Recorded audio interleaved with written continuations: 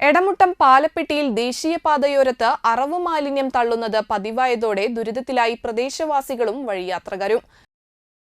പാലപ്പെട്ടി കിഴക്കേ വളവിന് പടിഞ്ഞാറ് ഭാഗത്ത് ദേശീയപാത 66-ന്റെ ഇരുവശങ്ങളിലുമായി അറവ് മാലിന്യം സാമൂഹ്യവിരുദ്ധർ തള്ളുന്നത്. പ്ലാസ്റ്റിക് കവറുകളിലും മറ്റുമായാണ് കോഴി വേസ്റ്റ് ഉൾപ്പെടെയുള്ള അറവ് മാലിന്യവുമായി സാമൂഹ്യവിരുദ്ധർ എത്തുന്നത്. ഇവ രാത്രിയുടെ മറവിലാണ് ദേശീയപാതയോരത്ത് തള്ളുന്നത്. കഴിഞ്ഞ ഏതാനും ദിവസങ്ങളിലായി അറവ് മാലിന്യം തള്ളുന്നത് പതിവായിരിക്കുകയാണ്.